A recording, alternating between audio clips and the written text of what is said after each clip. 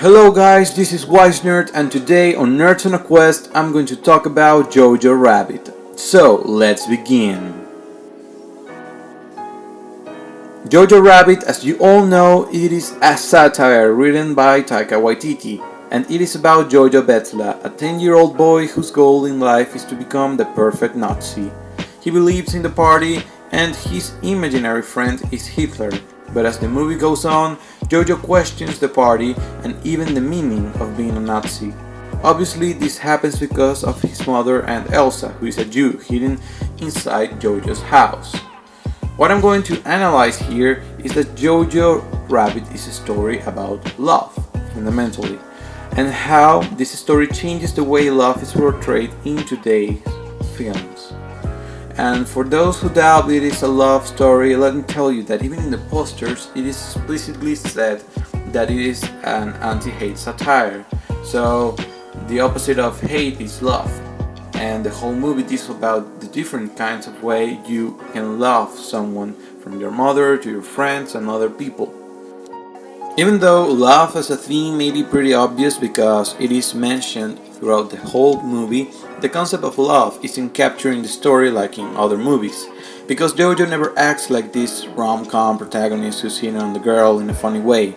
Also, the situations each character is involved are dark, but funnily portrayed, and that is what makes the movie actually really interesting, because it feels like Taika Waititi internalized the phrase "let's laugh" to avoid crying. I mean, for example, when Jojo's mother dies, sorry spoiler. So 2 scenes after we have some jokes and we actually forget about how painful that moment was for Jojo. Furthermore, I think that the writing in this movie is really good and there are some things you could learn from it. For example, the tension created with only camera movements is amazing. That tension effect is used in many scenes, and even with jokes, the tension does not go away, it amplifies it. So comedy can be used to create more tension. Also, the story as a whole taught me that a love story does not always need a romantic side of love, like that part we've seen in many movies. But here's different, because it can be shown by care, respect and trust, things that are portrayed in most parts of the movie. Another thing is that even the most absurd idea or story can have emotional weight, more than just being a MacGuffin, like R2-D2, The Ring, or the time travel machine in any other franchise. For example, in this movie, the imaginary friend of Jojo, Hitler, is one of the characters that in the trailers has a lot of presence. But in the actual movie, Hitler works not only for the comedy, but also as a figure of the unconsciousness of Jojo and the way he perceives the world around him through Hitler. And there are scenes in which Hitler is not funny and even gives good advice, but in the end, when Jojo's false belief in Hitler vanishes, he changes the way he perceives the world around him and the people he loves.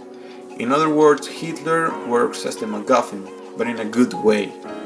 In the end, I must say that personally I love Jojo Rabbit. It's one of my favorite movies of 2019, and I think that it is almost a perfect movie because it is memorable, funny, and with a deep story that actually hit me in a good way. Well guys, this is all for today. I hope that you may watch again Jojo Rabbit after seeing this video. Thank you very much. Subscribe to become a legendary nerd here on Nerds on a Quest. Farewell, fellas!